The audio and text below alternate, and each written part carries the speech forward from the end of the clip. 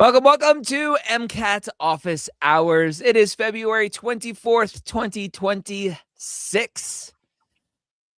It is MCAT score release day for those who took the MCAT earlier in January. That's another famous February 24th, 2026, a historical fact. Petros, that today is an MCAT release date. That is all I got. Wikipedia somehow, right? Yes, it should make it into Wikipedia. Although, whatever the MCAT score release date is for the February 13th date, that will be kind of a historical thing because there's a MCAT score release date in March. Mm-hmm. That is kind of a new thing. Anyway, randomly, enough of the chit chat. My name is Dr. Ryan Gray, founder of Medical School Headquarters and author of the Pre-Med Playbook series and host of the Pre-Med Years podcast.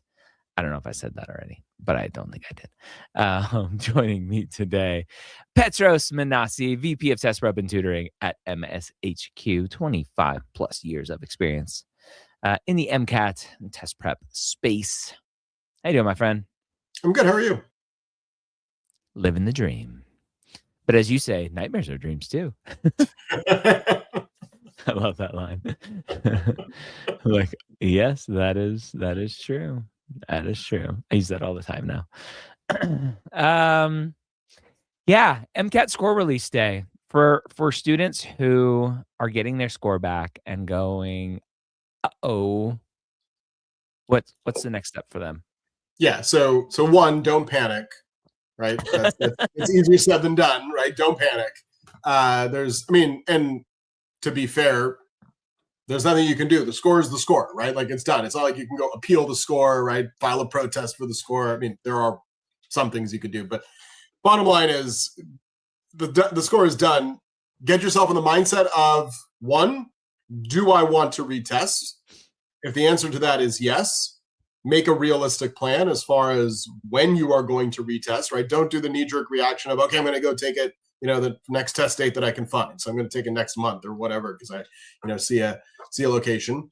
So make sure that you have a plan as far as the retest is concerned, realistic timeline, and then start thinking about, okay, what didn't go as well as I wanted it to go? Not as far as the score, but just as far as when you were studying, right? So what could, we all know kind of what we could have worked on. So, all right, I didn't get enough time to work through problems, or I didn't give myself enough time to review these concepts, or I never really felt really comfortable about X, whatever it might be. So, start building out a plan and figure out kind of when you're going to test. Obviously, go and see where there are testing locations and dates available near you, where you're going to, or wherever it is that you're going to be at the time that you want to retest, and then start thinking about, if you're applying this year, kind of how that's going to fit into the other work that you need to be doing, right, for your application, right? All the pieces. Obviously, if you're in school, making sure that it doesn't coincide too much with midterm finals, right? All the things, right? Yeah. So yeah. Man. That it's hard, right? Because it's February and they're like, well, I want to apply by May or early June. And so I need my score back. And so I have to go schedule another test in 2 minutes. When those really important questions of understanding when they're actually ready to apply versus when they want to apply as two different things. Yeah, I mean, it's making sure that there's a lot of math that needs to be done, right? In terms of, the kind of the calculus as far as figuring out all the moving pieces and what's going to go where, and when you're going to be applying, and when you want to be applying, and when you should be applying, and when you should be retesting, and when you want to be retesting. Really, it's not so much. I'll hopefully say this correctly. What you want might be to retest tomorrow and have your score increased by 10 points. But what you really need is going to be something completely different, right? So it's and what you should be doing, it might be completely different. So yeah. So you have to be realistic with it. I will also add, and you and I had this discussion I feel like it was this week, but it's only Tuesday, so it was probably last week. It's not a great idea to just think, okay, I'm going to rush into this, right? You have to make sure that it's the right time to do all these things, but more importantly, building out that plan. I mean, that's really what it comes down to is making sure that the plan is the right plan for you, and you're not falling into that trap of I'm just going to go retest it, because if you're going to go retest, you want to make sure that your score is at minimum staying exactly where you're at, right? You don't want to go retest and the score drop down. So that's the other side of it. This isn't golf. A lower score is not better. Yeah, exactly, right? Like this is the opposite. We want a higher score the next time you take it. So as the great band Creed often asks, can you take me higher? That is the question. I'm all about lyrics today. I don't know why. I've been quoting lyrics all day long. Yeah. And Creed is one of my favorite bands. At least it was back in the day. I've seen them live 6 times. What's the most you've ever seen a band live? 14 times. 14? Who? Actually, the Rolling Stones. Yeah, the Rolling Stones. Okay. Not the Who. No. That was a joke. Like, who? Yeah, I got it. I got it. Wait a minute, you tell me. I said who? Yes. Yeah. Who's on first? Yeah. Wow, 14. That's incredible. I think it's 14. A question from Eric here. I just started studying, but honestly, what scares me the most is if I don't sleep the night before the exam. But then I'd imagine not sleeping before step exams, and that would be much worse. Yeah, I think this comes up for me when talking about sleep and sleep habits and just sleep physiology. The fact that like registering for the test as soon as you can so that you get a location where you can sleep in your own bed. Mm-hmm. Because sleeping in a strange environment, right? A lot of people travel and go to a hotel and sleep there the night before. You do not sleep the same. Nope. On top of the anxiety of the test screwing up with your sleep. Right. There's theories and data that shows that like your brain will not allow you to go to a deep enough sleep like normal because you are like your caveman brain is like, this is a new cave. I've never been in this cave. Maybe there's a bear that's sleeping around the corner and I didn't check, and the saber-tooth tiger is going to eat me. And it's like when you're staying at a hotel room, like you don't sleep as well as you do at home. Outside of the bed may not be as comfortable, the pillow may not be as comfortable. Yeah, it's crazy. The lighting is all off, right? Like you don't know, the noise outside is different. Yeah. This is I mean, this is 100% true. You can attest to it. I can attest to it. I mean, we travel for work sometimes. I mean, never sleep well when you're on the road. Is the bottom line. Even if it's a hotel that I've been to before, right? Like that's. So for Eric here, for everyone else, right? How do you recommend dealing with? I'll call it what it is, right? This is the anxiety of the test. Yeah, and. It's so funny because students are like, well, I can't believe I was expecting a 515 because that's what I averaged on all my tests, but then I got a 512. I'm like, the anxiety of the real test gets to you. But so there's a lot to unpack. So I'm going to unpack it in a couple parts. So part one, the anxiety of the test and how to actually leverage the anxiety to your benefit. I think that oftentimes the Olympics just finished up, we saw this happening, right? So you have athletes that are world-class athletes from around the world, and sometimes the anxiety just got to them, right? People that were better than others in other situations, they get to the Olympics, and the anxiety of the Olympics, affects their performance. This is true with the MCAT as well. And then on the flip side, you have students or athletes who, use the anxiety to their advantage and all of a sudden have some breakout performance. And so you want to be on the other side, right? You want to be on the side of use the anxiety to your advantage. Now the question is, how do you use the anxiety to your advantage? And it's it's complex. One, you have to prepare for the anxiety, meaning you know that it's going to be there, but at the same time, you have to have a plan for, okay, how am I going to get rid of that anxious energy? Where am I going to focus it? I mean, does that mean you're developing some kind of hobby? Does it mean you have some little kind of exercise that you're doing that gets your mind off of things?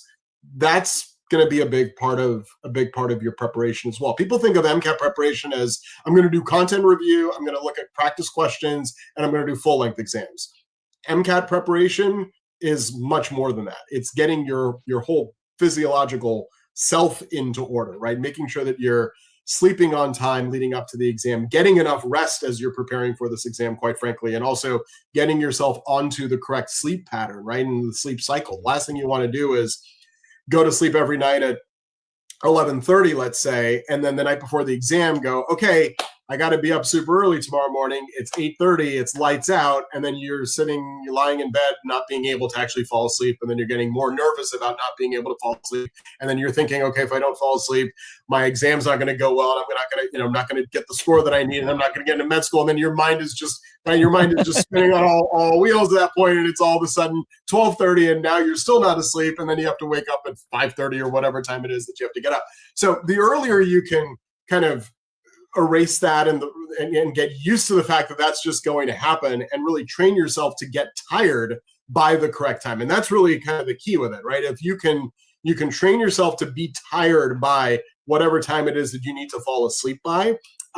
Very, very important. Obviously, I'm not going to get into the things that we hear all the time, but these are things we hear all the time, right?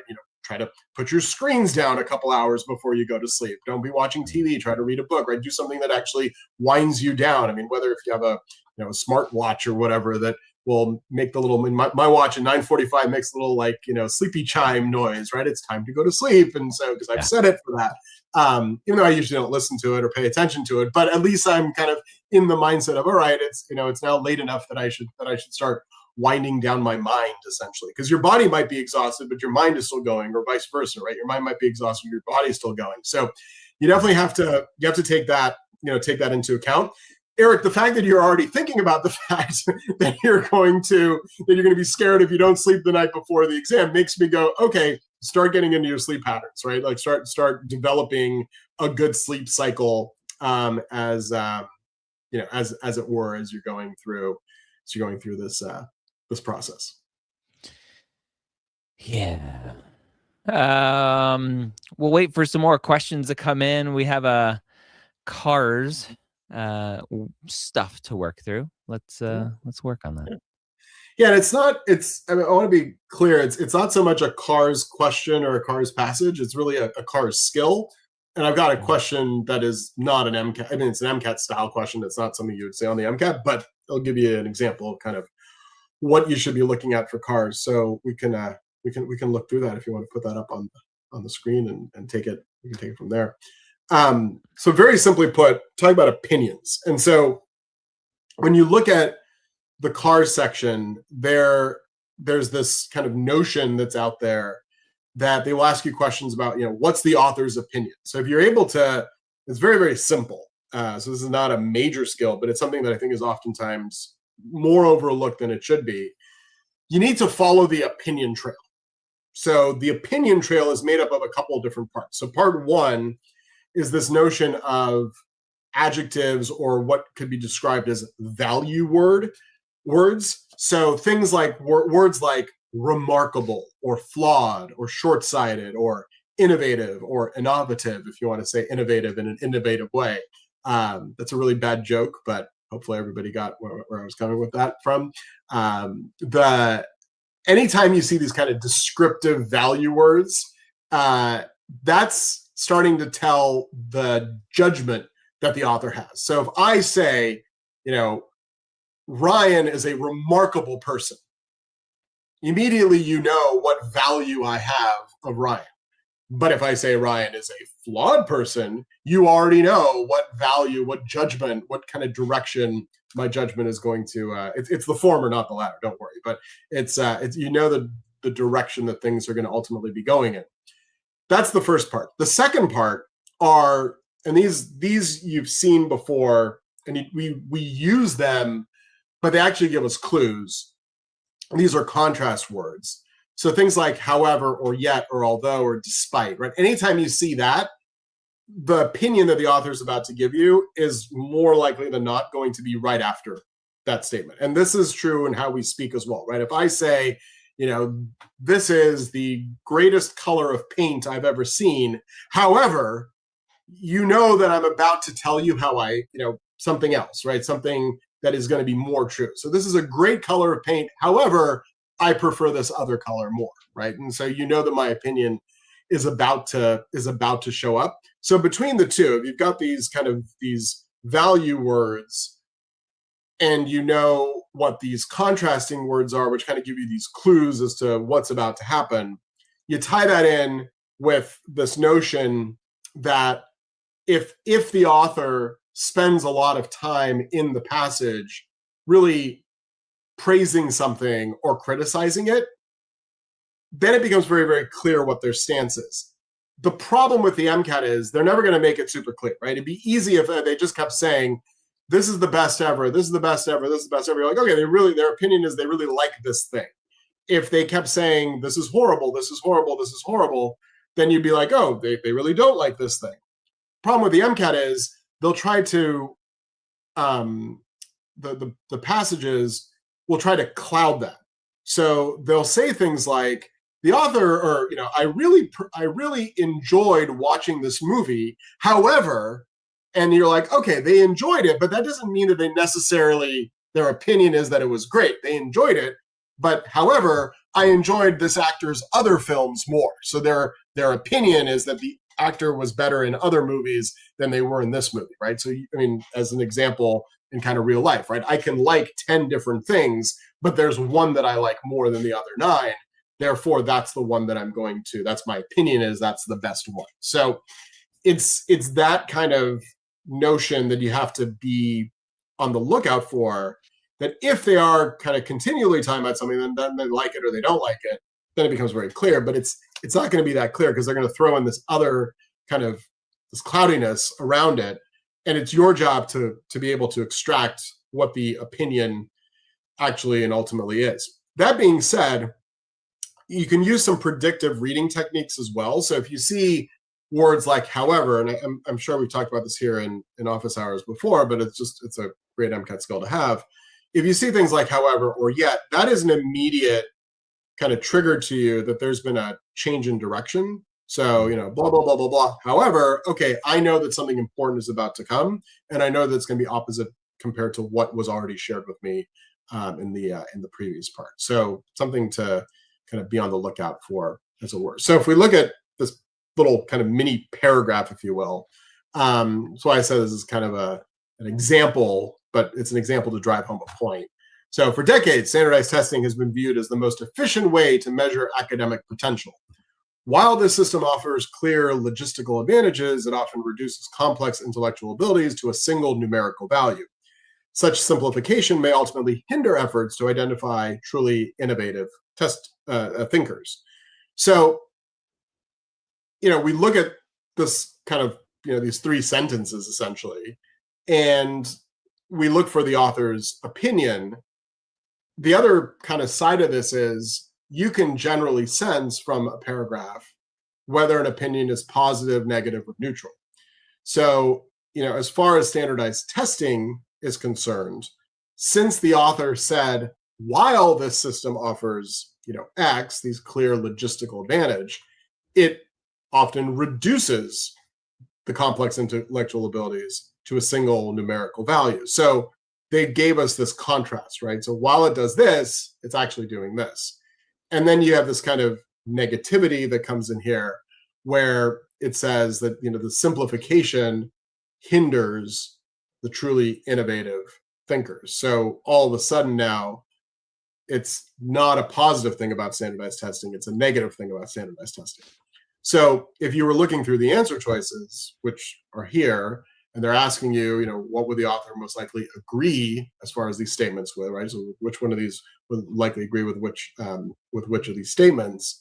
You need to one, be on the same kind of tone level of things. So the first one that says standardized tests are the best evaluation tool, that's completely opposite of the tone that the author was already presenting to us, right? They said that, okay, there's certain problems that aren't actually, shown with a standardized testing score. Standardized tests may overlook certain intellectual abilities. That is verbatim from what they said in the passage. That's probably going to be the correct answer. With C, where it says standardized tests are unfair to all students, that is an extreme answer choice. So anytime you see an extremity like that, where it says it's all of the students are getting affected, that's going to be wrong, because it's not opposite. It's just, it's extreme. It's trying to generalize the statement to everybody. And then standardized tests should be eliminated entirely. They never said that they should get rid of them. They just said, it's one measure, right? It's not other things, which is true in the med school application process as well. But that's neither here nor there as far as this question goes. So the answer is answer choice B, right? It might overlook certain intellectual abilities, as it were. So what you need to be on the lookout for is what the opinion is that the author is actually stating, and then try to find an answer choice, or when you're going through these questions, that are in line with those opinions. And sometimes the questions will be more complex, where they'll say, which of the following would the author most likely disagree with? And therefore, you still need to know what their opinion is, but therefore, the right answer is going to be the opposite of the opinion, meaning the three incorrect answers are going to be close to the opinion, or not have as much of an opposite to it, as it were. So it can get tricky, but at the same time, it's very practicable if you're able to break it down into those three different areas, as it were. So B is the one for this one, but that's how it rolls. Eric asks, do you have a favorite Cars resource? Maybe a loaded question. We don't have a resource yet. We don't have a resource. I will say that, with Cars, I will tell you my favorite resource as far as Cars, and this is the best favor that you can do for yourself. So yes, you want to, be doing practice questions, sure. Like no one's stopping you or telling you not to do that. So you should be doing practice questions. But the best resource you can give yourself for Cars is to read. So, and I don't mean little like BuzzFeedy type articles. I mean, like, get something like, the New Yorker, the New York Times, or Atlantic Monthly, right? They all have some kind of free version. Read something that is well written. And the more you can read those passages and practice the art of extracting the purpose that each paragraph was written and the overall opinion and argument that is being made, the better off you're going to be in the long run. Just get yourself into that practice and behavior of reading for extended periods of time, as far as this exam is concerned. So unfortunately, we don't do that nearly as much. And if you're a reader, meaning you read books, right, books that are fiction, fine. But I would still say find articles that are nonfiction to read those, because that's where you're going to be drawing. They're going to be drawing source material from the MCAT from. So the chances of you reading something that you then end up seeing on the MCAT is pretty slim, but the style of writing is going to be very, very similar. So. Okay. All right. Let's remove that.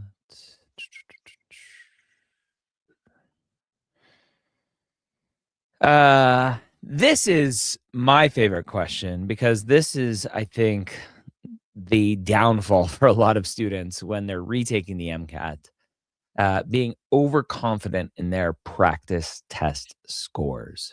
Mm-hmm. So Michael here asks, I previously took the AAMC full lengths 1 through 5 last year, and am preparing for a retake. I've recently taken full length 1 through 3, but I'm not sure how valid the scores are currently. How valid are retakes 1 year apart? Michael, my first question to you is, how good are those scores looking? You're like, whoa, I improved a bunch. Petros, how is someone supposed to use these scores to validate readiness or improvement when potentially the scores might be inflated? They're gonna be honest. I'll always be honest here. There is an inherent bias when you're retaking a test, even if it's been, a year. You somehow have, your mind does retain some information. You'd be surprised, but it does retain information. It might not remember that question 5, the answer is B, but if it's a question that would have required you to work through the question, you might already remember how you worked through it. Especially, let's just be honest. If you used practice tests correctly, and the correct way to use a practice exam is to take the practice exam, obviously see the score that you got, and then go through and figure out what you got right, what you got wrong. And most students will go through the ones they got wrong and spend a lot of time reviewing them. Then you've spent extra time with that problem already, and then you go and take the test again a year later. Chances are you're going to start remembering some things that come through. So it gets a little bit tricky as far as the score is concerned. Obviously the practice is great, right? Like that's there's nothing bad about that, to get that extra practice in, but it can get a little bit tricky. If it's been more than a year, then sometimes it becomes a little bit more valid because you're further and further away from it. But if you just studied for the MCAT, then it can be a little bit harder to say. Yeah. I guess my answer to your question is I'm not sure. No. So yeah, my answer to your question is I can't be sure how valid your scores are currently because I'm not in your mind is what it is. So I wish I could say they're 100% valid and your score is improving, right? Like I can't. Yeah. It'd be interesting to figure out a way to take the results of their previous full-length exam, including all of the answers and answer choices, load that up, compare it with their retake of that full-length exam, and compare question to question, and go, okay, all of the ones that you got wrong, or all of the ones that you got right last time, you still got them right. They're still right, yeah. All of the ones you got wrong, 50% of them you got right. So maybe and do some fuzzy math to estimate. Yeah. That might be an interesting test to see. Because I think ultimately that's the way to compare is question by question and go, okay, question 1, I got it right last time. I got it right again. Awesome. Question 2, I got it wrong. Ooh, I got it right this time. Did I remember it? I don't know. So why did I get it right? Yeah. Why did I get it right? And do that and just go question by question, because I think so many students remember the questions more than they think. What do you think about free resources for the MCAT? We love free resources for the MCAT. That's what this show is. It's a free resource for the MCAT. Yeah, all about it. Benita, do you have specific free resources that you have in mind? Let us know. Eric likes the dad jokes. Keep them coming. Looking over on Instagram, I don't see any questions coming across there. YouTubers ask us questions as well. Can you guys speak to the timing of the sections of the MCAT? I have heard that CARS is the most dense in terms of time. No, it's what, 6 questions fewer than the other section. And it's because there's no pseudo discretes. Yeah, there are no. It's all passage based questions. There's no discretes. There's no. Discrete standalone, same thing. Yeah, so all passage based. This is the other way to say that. Yeah. So one would theoretically go, oh, it's more dense, therefore it's harder, but there's less questions. Yeah, it's the same. The same proportionality as far as number of questions to time. It relatively works out the same. You don't have the standalones. You may let me put it this way: you may have heard the cars is most dense in terms of time, but it's not. Like, yeah. Okay. So don't buy into that. There's a lot of rumors out there, right? As far as that's what we should be called, MCAT Mythbusters. The AAMC will come after us for copyright infringement, and Mythbusters will come after us for copyright infringement. I just did the math. You actually have more time per question on the car section than you do in the science sections. So there. You have 1.69 minutes per question in the cars versus 1.61 minutes. Yeah. So. How is the best way to review your test if there's not much change from one to the next? I'm assuming you mean from like full length 1 to full length 2, not full length 1 to full length 1, like we were just talking about. Yeah, I mean, to me, Petros, the change from test 1 to test 2 doesn't matter. You're reviewing the test. You're reviewing the test. Yeah. Top to bottom, inside and out. And figuring out. I think that this question stems, I think, from the problem that students have with reviewing is they're only going off of the score, going, oh, I got a 514 my first test, I got a 514 this test, I didn't improve. Like, no, question by question, did you improve on the subjects that you were struggling on last time? And maybe this time it was like how the questions were asked tricked you up. Were they different question types or subjects? Like, there's so much more than just looking at the score. You can't just look at the score. That's the bottom line. Is if you just look at the score, then you're hurting yourself, because you might, let's look at an example. You might score a 127 on full length 1 on the bio section, and you might score 127 on full length 2 on the bio section. That doesn't necessarily mean you got the same things wrong on the second test as you did on the first test, and vice versa. You have to go through the questions. You have to see where the improvements actually happened. And then you have to ask yourself, all right, why did I see a dip over here and an increase over here? Well, I saw an increase over there because that's what I was spending more time reviewing. And I saw a dip over here because I didn't get to spend as much time reviewing it. So then it's a question. No, but then it's a question of making sure that you are maintaining one and improving the others. What you don't want happening is you improve one area, but at the sacrifice of another area, right? And then you end up back in square one of where you were. So the best way to review a test is go through question by question, write down why you missed something or what you missed, why you missed it, and figure out what it is that you need to do to get it right the next time, right? So ask yourself the question, if I see this exact same question again, what did I not know this time that I need to know the next time this comes in front of me?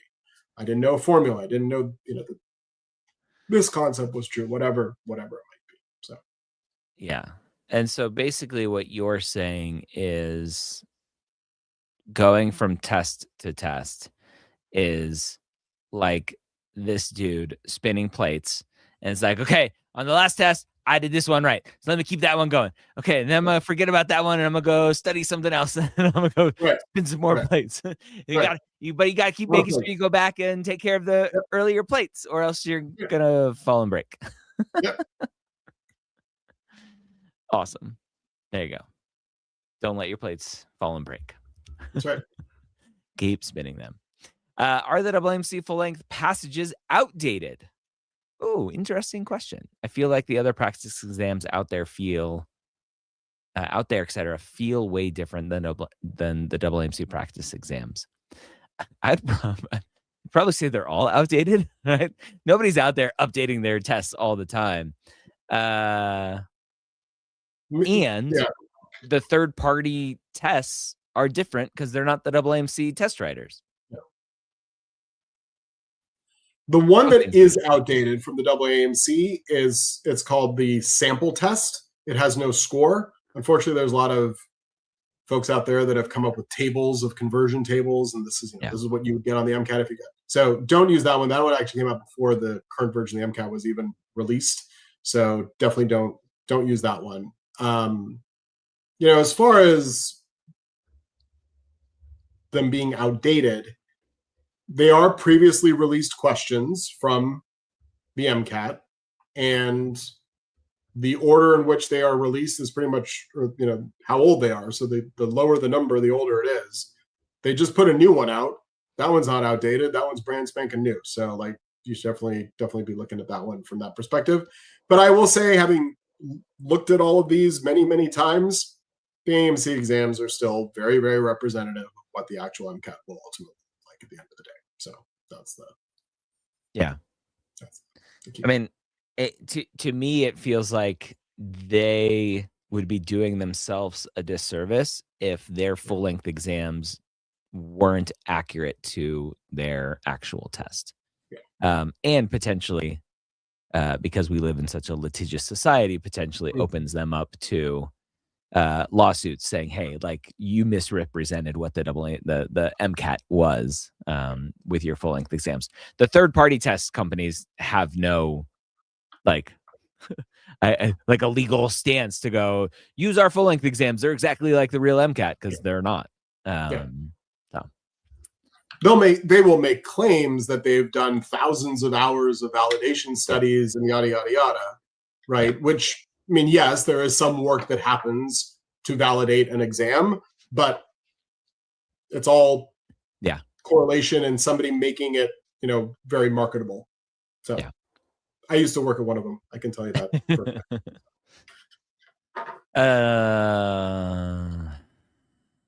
What is the best way to know that I'm actually prepared to take the car section of the MCAT? Why just the car section? You can't just take the car section alone. The car section, Petros, is the scariest section for students because there's no foundational knowledge that someone can go in and go, okay, I've memorized all the amino acids. I'm ready. It's just read and comprehend and analyze. How do you give confidence to a student that like they're ready for that? It's about knowing the different skills that are tested on the car section. So the reasoning beyond the text, reasoning within the text, the opinions that we talked about, right? The overall arguments. The way you know you're actually prepared for the car section is by knowing, this is going to sound real weird, but it's about knowing how to play the game, right? About knowing how to take the test. That's how you know that you're ready for the car section. Versus the other sections, it's about, you know that you're ready if you know how to play the game, how to take the test, and you know the sciences, and you know how to apply the sciences. So there's like the extra part of the other one that comes into play with that. So the way you know you're ready for the cars is that you can go through a car's question and be able to explain it back to somebody else, right? Show them why something is right. See one, do one, teach one. Yeah, exactly. Yeah. All right. Keep those questions coming. There's I'll throw it. I wasn't going to throw it up here, but I'll throw it up here. What is the closest full-length test third-party resources to the WMC material? It's an impossible question to answer. We won't. All right.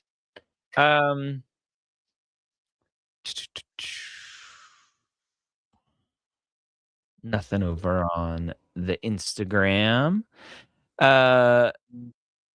For students who get their score back, and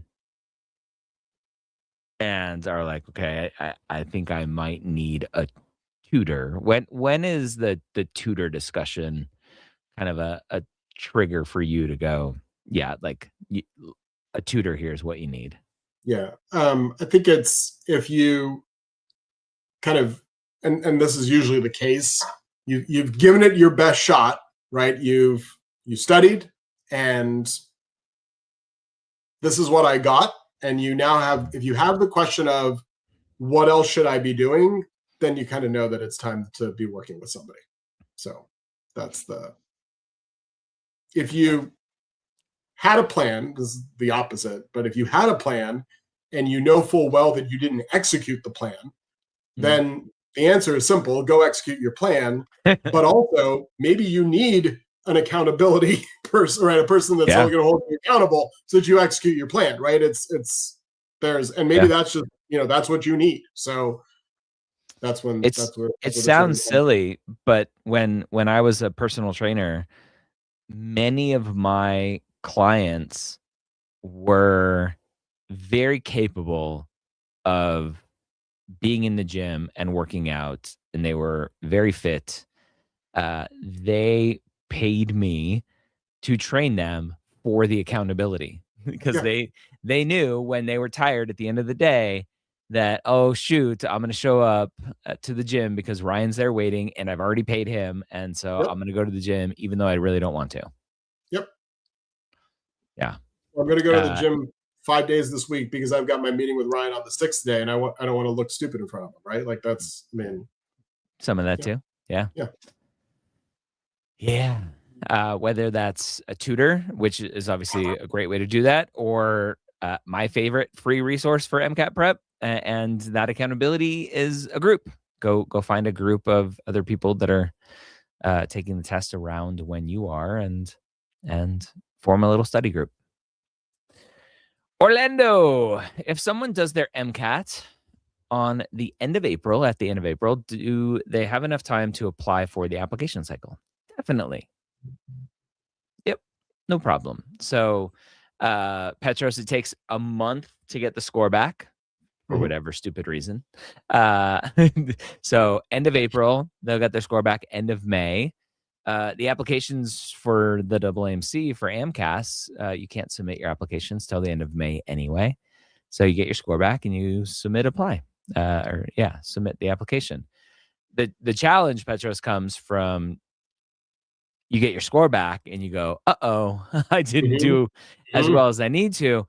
That kind of starts to hurt the application timing because let's say they get their score back end of May.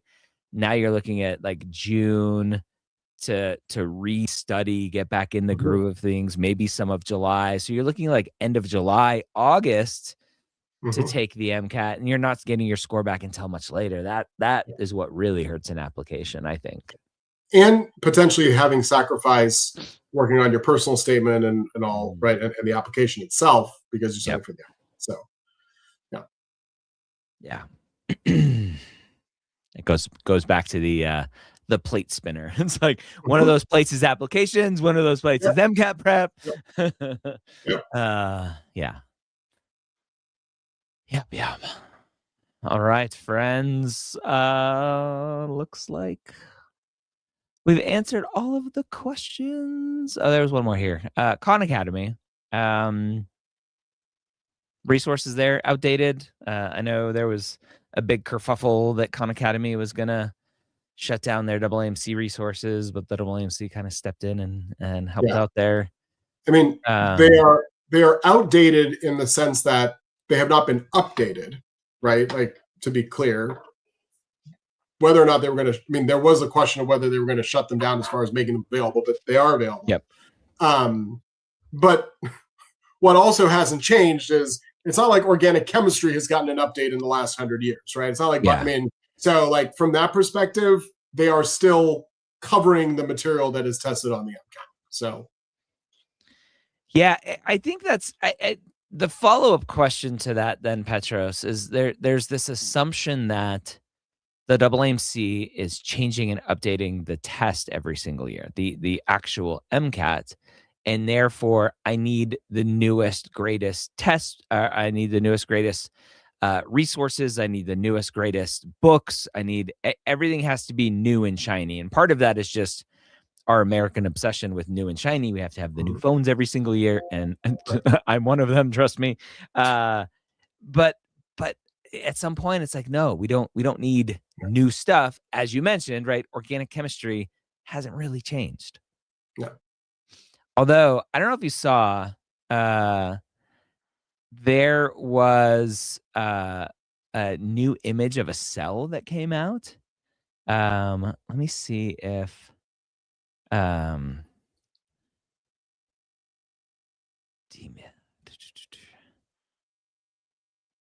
Let's see. Is this real? Hold on. It might not be real.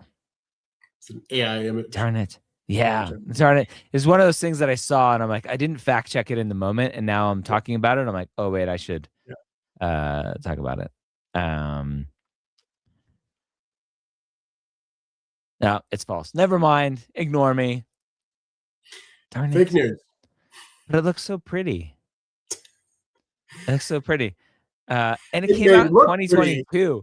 And then I just saw it recently. It came out in 2022. Ignore me. I'm an idiot. I should have fact checked it. You want my opinion? It may look pretty. However, right, it is not. Yeah. Well, that's like I'm a huge space nerd, and like all of the images from the James Webb telescope, like they look really pretty, but that's all human just interpretation and adding fun images, fun colors to those. It's not really those colors. So yeah. They're assuming. Yeah. Benita says they feel like Khan Academy is too easy. So you're talking about the videos, or you're talking about the questions? Apparently the questions. Yeah. Okay. 888. If I took the MCAT twice and the score dropped the second time, don't do that. 10 points lower than practice tests. Again, how valid were those practice tests? Do you recommend retaking, or is it too risky? Ooh. So you've taken it twice. You've dropped the second time compared to the first time. And on top of that, your real score was 10 points lower than your practice exams. So if you're going to retake it, I would highly recommend getting a thorough evaluation about how you studied and how you were being evaluated the first two times, because something needs to shift. If you're going to take it a third time, if you decide to take it a third time, something needs to shift. So. Yeah, and I don't know what the answer is, right?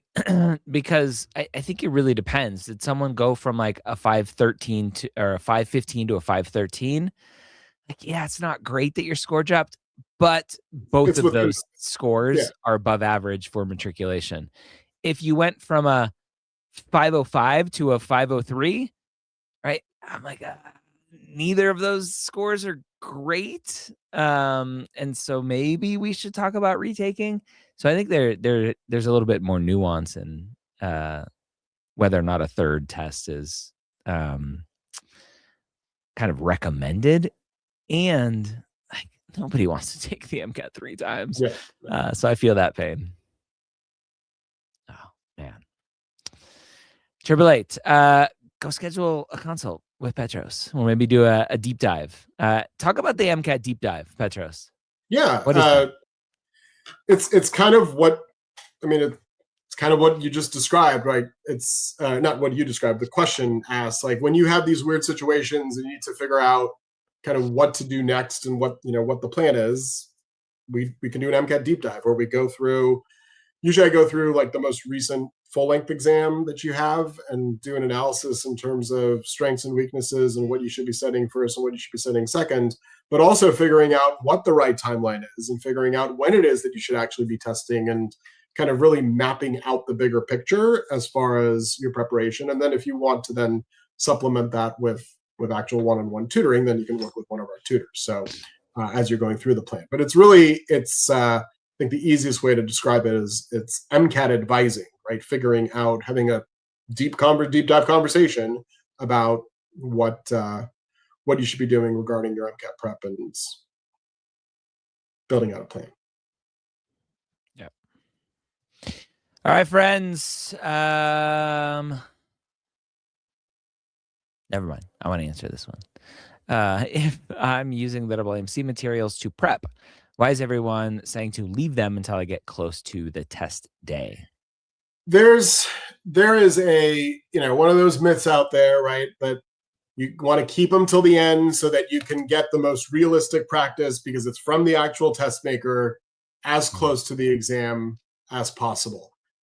It's actually not bad because if you think about your MCAT preparation as getting yourself closer and closer to the real world condition, the AMC exams being from the test maker are as real as it's going to get without it being the actual MCAT. So that's why you hear that a lot from people saying that. So I don't think it's necessarily a bad thing to do it that way, but Also, don't do the thing where you leave them till the end, but then never get to them, and then you don't, you never experience having taken a full length from the AMC. So, yeah. All right, friends. MCAT office hours. We are here almost every single Tuesday at 4 p.m. Eastern answering your MCAT questions. And Wednesdays at 1 p.m. Eastern, I'm with one of our expert advisors, admissions advisors, former directors of admissions at medical schools or admissions officers at medical schools, answering your admissions and pre-med questions outside of the MCAT. So come and hang out and subscribe to the channel and make sure you hit that little notification button so every time we go live, you are aware. Thank you for hanging out with us, and we'll see you soon. Bye-bye.